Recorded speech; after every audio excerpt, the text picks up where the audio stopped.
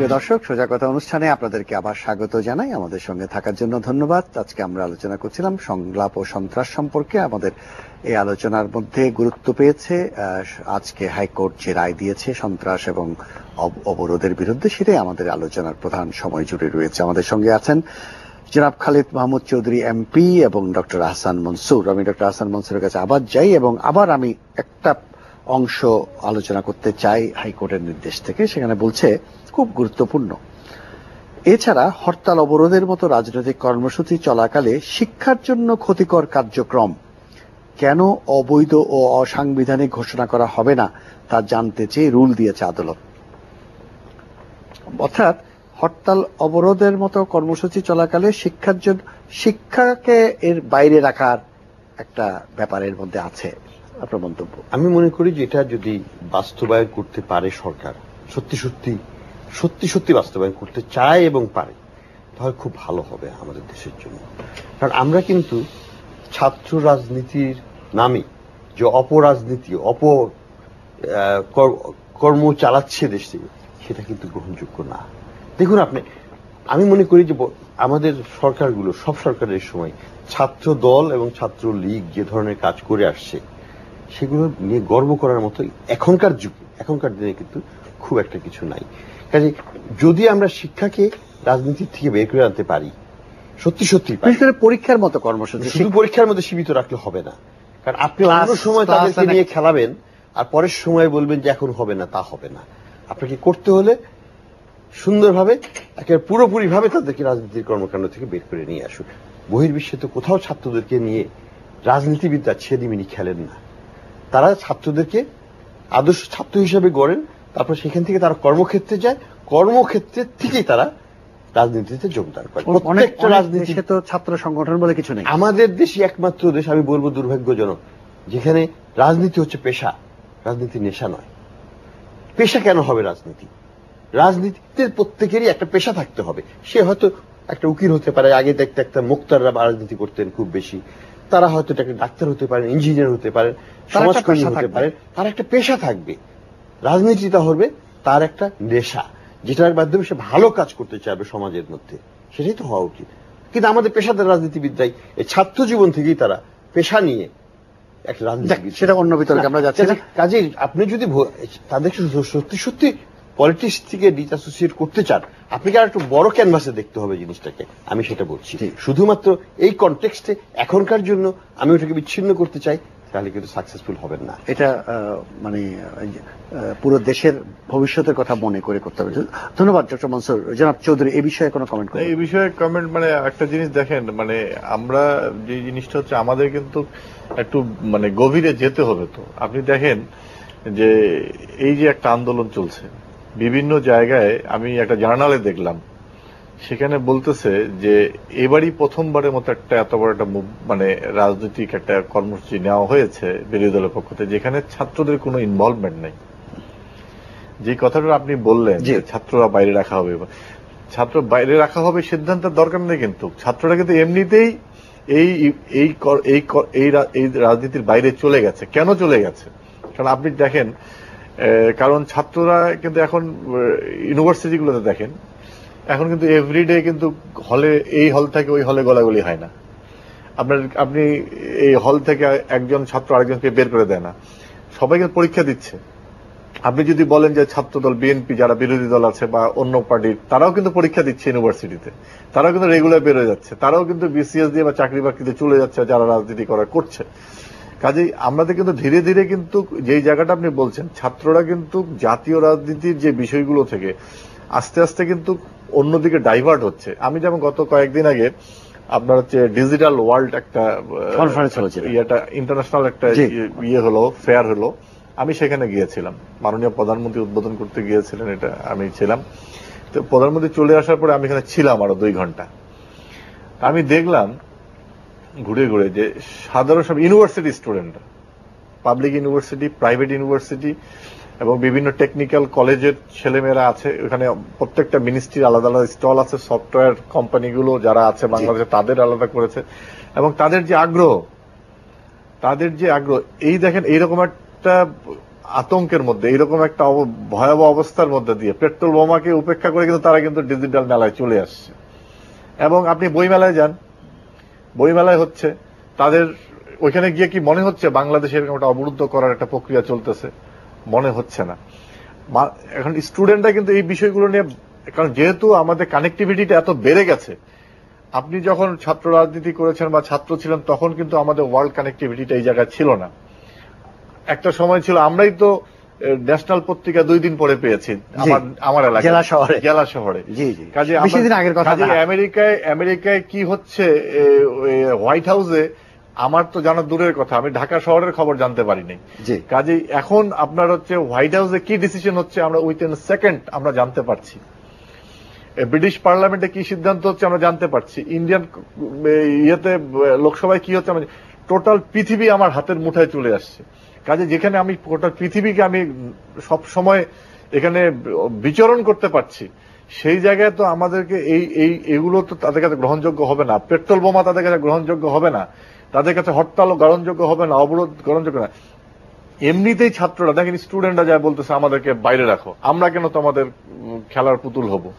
আজকে এটা কখনো কল্পনাই করা যায়নি যে সাধারণ স্টুডেন্টরা এই যে তার শিক্ষা অধিকারের জন্য এইভাবে কোনো রাজনৈতিক ব্যানার ছাড়া তারা রাস্তার মধ্যে দাঁড়িয়ে যাচ্ছে, মানববন্ধন করছে। কাজেই এই যে হরতাল শিক্ষা কার্যক্রমের বাইরে যেটা করেছে, এটা কোনো সিদ্ধান্তের আর ব্যাপার না।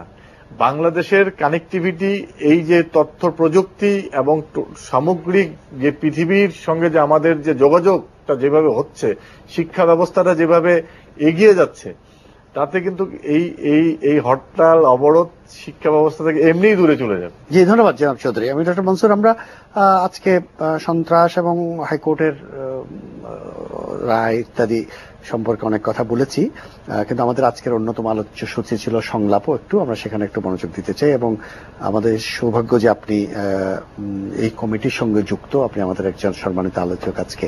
তো আমাদেরকে একটু আপডেট করবেন যে আপনারা যারা একত্র হয়েছেন সংলাপের ব্যাপারে মাননীয় মহামান্য রাষ্ট্রপতির কাছে আবেদন জানাচ্ছিলেন, সর্বশেষ পরিস্থিতি কি আপনাদের উদ্যোগের? পরিস্থিতির তেমন নতুন কোন ডেভেলপমেন্ট আমি মনে করি না যে এখনো হয়েছে, এবং আমরা অতখানি আমি বলবো যে আশাবাদী না যে তাৎক্ষণিকভাবে কিছু একটা হবে বলে আমাদের আশা, সেটাও না। আমরা বাস্তবসম্মত ভাবে মনে করি যে এটা একটা ধারণা যেটা আমরা পেশ করছি রাজনীতিবিদদের কাছে তাদেরই বিবেচনার জন্য। কারণ এটা তো আমাদের কাজ না, আমরা সবাই আমাদের পেশাজীবী মানুষ, আমরা আমাদের কাজ করে খাচ্ছি, আমাদের কাজ করে খেতে হবে। সেই প্রেক্ষাপটেই আমরা মনে করি যে এক ধরনের ন্যাশনাল চার্টার হওয়া উচিত, ডিসকাশন ডায়ালগ হওয়া উচিত, যেটার মাধ্যমে আমাদের জাতীয় জীবনের যে বড় বড় সমস্যাগুলো সেগুলোকে আমরা আলোচনায় নিয়ে আসতে পারি। এটা শুধুমাত্র দুই নেত্রীর ব্যাপার নয়, এটা শুধুমাত্র একটা ইলেকশনের ব্যাপার নয়, এটা শুধুমাত্র কবে ইলেকশন হবে এবং কবে গদি পাল্টাবে সেই ইস্যু নয়। এটা আরো অনেক বৃহত্তর দৃষ্টিকোণ থেকে দেখতে হবে। আমাদের সমাজকে, আমাদের জাতিকে যদি আমরা সত্যি সত্যি এই যে 21 শতাব্দীর যে সময় এই যুগোপযোগী করতে চাই, তাহলে আমাদেরকে একটু বসে বৃহত্তর ক্যাম্পাসে আমাদেরকে বিবেচনা করতে হবে আমাদের সমস্যাগুলো কোথায়। আমাদের অনেক সমস্যা আছে, আমাদের রাজনীতিতে বহু সমস্যা আছে, আমাদের অর্থনীতিতে সমস্যা আছে, আমাদের কূটনীতিতে সমস্যা আছে, আমাদের শিক্ষা ব্যবস্থায় সমস্যা আছে, আমাদের নির্বাচন ব্যবস্থায় সমস্যা আছে, আমাদের বিচার ব্যবস্থায় সমস্যা আছে, আমাদের ছাত্র রাজনীতিতে অপসংস্কৃতি আছে। এগুলোকে থেকে আমাদের কিভাবে করে বের করে আনতে পারি সেগুলো নিয়ে আমরা একটা ডায়ালগে উদ্বুদ্ধ করতে চাচ্ছি। ধন্যবাদ ডক্টর মনসুর। জনাব চৌধুরী, আপনার কি মনে হয় এই চিন্তাগুলো সম্পর্কে? না, দেখেন, উনি তো অবশ্যই খুব সুস্থ চিন্তা করেছেন। যে বিষয়টা হচ্ছে এই যে আমাদের যে শিক্ষা, স্বাস্থ্য, আমাদের যোগাযোগ ব্যবস্থা, আমাদের এই যে ঢাকা শহরের ট্রাফিক, সেটা নিয়েও আমাদের আলোচনা হবে। জি, বহু রকম বহু বিষয় আছে আমাদের। যে এই যে তবে প্রধান জিনিস কিন্তু রাজনৈতিক সংস্কৃতি, আসতেছি। এখন আপনি দেখেন, এই যে রাজনৈতিক সংস্কৃতির কথা যদি বলি, আমি বাংলাদেশের এই 75 এর পরে যতগুলো সরকার পরিবর্তন হয়েছে, একটি মাত্র সরকার শান্তিপূর্ণভাবে ক্ষমতা হস্তান্তর করেছে, সেটা 2001 সালে। আজকের প্রধানমন্ত্রী তিনি লতিফুর রহমানের কাছে ক্ষমতা হস্তান্তর করেছিলেন। সেই সময় শাহাবুদ্দিন সাহেব তিনি মহামান্য রাষ্ট্রপতি ছিলেন, ক্ষমতা হস্তান্তর একটা শান্তিপূর্ণ। তারপরে কিন্তু কোনো শান্তিপূর্ণ আগেও হয় নাই, পরেও হয়নি। এবং সেটা তো 2006-7 তো কি হলো এটা দেখছেন, কত বড় ঘটনা ঘটে গেল। এই যে 2014 সালের 5ই জানুয়ারি নির্বাচনটা হলো, নির্বাচন আপনি যেই সংলাপটার কথা বলছেন, মানে রাজনৈতিক সংলাপটা, ওগুলো বাদ দিলাম আমি। আপনি দেখেন প্রত্যেকটা রাজনৈতিক দলের সঙ্গে কিন্তু মাননীয় প্রধানমন্ত্রী কথা বলেছেন। আপনি কমিউনিস্ট পার্টি থেকে শুরু করে জাতীয় পার্টি, আপনার workers party, Jasad, even Islamic অনেকগুলো দল আছে যেগুলো হচ্ছে রেজিস্টার্ড আছে, তাদের সঙ্গে অনেকগুলো ধারাবাহিকভাবে সিরিজ তিনি কথা বলেছেন, এবং তিনি সেই সময়ে বিরোধী দলের নেতা, তাকেও তিনি টেলিফোন করলেন যে আপনি আসেন, কথা বলি। হ্যাঁ, কিন্তু সেই কথাটা কিন্তু ওই টেলিফোন পর্যন্ত থেমে গেল, পরবর্তীতে আমরা জানলাম। কিন্তু বিষয়টা হচ্ছে যে এক হাতে কখন তালি বাজবে না। তো আজকে আপনি বলছেন যে সংলাপের কথা, এখন আমি যদি সংলাপ কার সঙ্গে করব বলেন? এখন মাননীয় প্রধানমন্ত্রী আজকে শিক্ষা কার্যক্রম ব্যাহত হচ্ছে, আমার পরীক্ষার্থীরা পরীক্ষা দিতে পারছে না, আমার মাতৃগর্ভে যে শিশুটি মারা গেল তার মায়ের গর্ভের মধ্যে, তার মা সহ ভূমিষ্ঠ হওয়ার আগেই যে শিশুটা মারা গেল, এই অগ্নিদগ্ধ শিশুটা যারা হত্যা করলো তাদের সঙ্গে আপনি কিভাবে সংলাপ করবেন? আপনি যারা আজকে প্রায় 80-85 জনের মতো এই অগ্নিদগ্ধ হয়ে মারা গেল, বিভিন্ন জায়গায় করা হচ্ছে। আজকে দেখা যাচ্ছে, দেখেন এখন এই যে সবকিছুর মধ্য দিয়ে, এখন আমি গতকালকে নোয়াখালীতে একটা সংখ্যালঘু পরিবারে 2টা বাড়িতে আক্রমণ করা হয়েছে, আপনার হচ্ছে দিনাজপুরে করা হয়েছে। যে এই মুভমেন্টটা কিন্তু আস্তে আস্তে কিন্তু রাজনীতি থেকে অন্য জায়গায় যাওয়ার, এটা আমি একটা মনে হচ্ছে একটা ইঙ্গিত যে হয়তো এই জায়গায় না ওই জায়গায় আমি যাব। তো এই জায়গাতে সংলাপ হতে পারে না। এখন যদি এই সংলাপ ওনাদের যে উপলব্ধিটা, আমি তার প্রতি শ্রদ্ধা জানাই, কিন্তু এই যে সংলাপটা যদি আমরা তাদের সঙ্গে করি, তাহলে তো এই যে নিরীহ মানুষগুলো যে মারা গেল, তাহলে তো এগুলোকে বৈধতা দেওয়া হলো, তাদের সঙ্গে তো সংলাপ হতে পারে না। আর হচ্ছে যে জিনিসটা বলছেন না, সংলাপ না হলে তাহলে এই সংকট দূর হবে কি করে? সংকট তো অবশ্যই দূর হবে। কিভাবে সেটা? সংকট তো আমাদের এই যে আপনি যে ৭৭-এর নির্বাচনে বঙ্গবন্ধু যখন হচ্ছে আপনার বিজয় অর্জন করলো, আমরা সেটা মুক্তিযুদ্ধ করেছি না? 30 লক্ষ মানুষ শহীদ হয়েছে। তার আগে কিন্তু অনেক আলোচনা হয়েছে, আলোচনা এগুলো তো শেষ। এখন তো দেশ একটা সাংবিধানিক ধারাবাহিকতায় আছে। আপনি বলতে পারেন যে 5 জনের নির্বাচনটা আমি মানি না, আপনি বলতে পারেন যে 5 জনের নির্বাচনের গ্রহণযোগ্যতা নাই, কিন্তু 5 জনের নির্বাচন তো সাংবিধানিক। এখন আপনি অস্বীকার করেন, এখন সেই সংবিধানকে আপনি অনুসরণ করবেন না, সেই সাংবিধানিক ধারাবাহিকতা আপনি থাকবেন না, তার খেসারত কি এখন বাংলার মানুষ দিবে? এখন আপনি যেটা চাচ্ছেন, এখন যেটা বলা হচ্ছে যে কি উপদেষ্টা হচ্ছে মাননীয় উপাচার্য সাবেক এমাজউদ্দিন স্যার, তিনি বললেন যে শেখ হাসিনার অধীনে নির্বাচন হতে পারে, তিনি বললেন। পরবর্তীতে আবার একটা কথা বলেন। তো এই যে উপলব্ধিগুলো, শেখ হাসিনার অধীনে নির্বাচন বিচুদ হিসাবে তিনি বললেন হতে পারে নির্বাচন, তা এই উপলব্ধিগুলো এখন কেন? আপনি নির্বাচনে যান, বাংলাদেশে তো অনেক নির্বাচন হয়েছে, যে নির্বাচন গ্রহণযোগ্যতা পায়নি, পরবর্তীতে অনেক কিছু হয়েছে। 15ই ফেব্রুয়ারি নির্বাচন করা হয়েছে, গ্রহণযোগ্যতা পায়নি, 30শে মার্চ পদত্যাগ করেছে। যদি এই 5ই জানুয়ারি নির্বাচনে যদি সেই ধরনের গ্রহণযোগ্যতা না পেত, আপনি পার্লামেন্টে যেতেন, রিজাইন করতেন। আমরা তো 91-এর পার্লামেন্টে আওয়ামী লীগ তো প্রায় 90টার উপরে আসন নিয়ে ছিল, যখন দেখেছে কথা বলতে পারে না, নির্বাচন ব্যবস্থা ভেঙে পড়েছে, সবকিছু একটা রাজনৈতিক সংকটে রিজাইন করেছে। ধন্যবাদ জনাব চৌধুরী। রাজনৈতিক যে পদক্ষেপগুলো অনুসরণ না করে আপনি এখন গুপ্ত কর্মসূচি নেবেন, তাদের সঙ্গে সংলাপ হতে পারে। ধন্যবাদ জনাব চৌধুরী। একজন বন্ধু টেলিফোনে আছেন, আমরা তার কথা একটু শুনি। হ্যালো। ওয়ালাইকুম আসসালাম, বলুন। আমি চট্টগ্রাম থেকে বলছিলাম, একজন শহীদের সন্তান। আমরা কি দেশটা কি এইভাবে চলবো, না আমাদের নিজেদের একটা ভবিষ্যৎবাণী আছে? আপনারা কি দয়া করি মাননীয় দুজন অতিথির কাছে আমার প্রশ্ন, এই সমস্যার কোনো সমাধান আছে কিনা, না আমরা এইভাবে না খাই অনাহারে মরবো। জি বুঝলেন, আমাদের বাচ্চাদের পড়া লেখা, বুঝলেন, জি এর কোনো সুবিধা হবে না। এই যে স্কুল বন্ধ, আমরা বসে রয়েছি বাসায়, কষ্ট করে পোলাপানেরা পড়াইতেছি। জি জি জি, ধন্যবাদ ধন্যবাদ। ডক্টর মনসুর কোনো মন্তব্য করবেন? না, ওনার যেটা প্রশ্নকর্তার যে প্রশ্নটা, সেটাই কিন্তু আমাদেরও প্রশ্ন, যে আমরা কি এই স্ট্যাটাস কো, এই সংঘাতের মধ্যেই আমরা নীরবে বসে থাকব, নাকি আমরা কিছু একটা উদ্যোগ নিয়ে দুই পক্ষ বা সব পক্ষ, কি বলবো, আমি এখানে দুই পক্ষের কথা বলছি না, কারণ এখানে পক্ষ কিন্তু দুটো না, যারা বৃহত্তর ইস্যু আছে, ইলেকশনের বাইরে অনেক ইস্যু আছে যেগুলো সমাজের দৃষ্টিকোণ থেকে দেখতে হলে আমাদের সলভ করতে হবে। তো সেই দৃষ্টিকোণ থেকে দেখব, না আমরা আমাদের প্রিন্সিপাল পজিশন নিয়ে যে ইলেকশন সঠিক হয় নাই, সেই জন্য ইলেকশনে আমরা যাব না, এবং আগামীতে সঠিক না হলেও যাব না, এবং আরেকজনের হচ্ছে যে এই লাশের উপর দিয়ে আমি হাঁটবো না। এটা তো দুটা অনর পরিস্থিতি। তাহলে দেশটা যাবে কোথায়, আমাদের এই ভাইয়েরা যাবে কোথায়? কালকে যে বিজিএমই এর যে অনুষ্ঠানে গেলাম, যেখানে সব বিজনেস কমিউনিটি মোটামুটি ভাবে একাত্মতা ঘোষণা করেছে এবং বলেছে যে আমরা পরিত্রাণ চাই। তারা কিন্তু কাউকে দোষারোপ করছে না, কিন্তু বলছেন যে রাজনীতিবিদরা আমাদের সমস্যার কথা বুঝতে পারছেন না, বুঝতে চাচ্ছেন না, এবং বোঝার কোনো আগ্রহও দেখাচ্ছেন না। এটাই হচ্ছে তাদের দুঃখ, এবং তাদের প্রতিবাদটা কিন্তু সেটার প্রতি।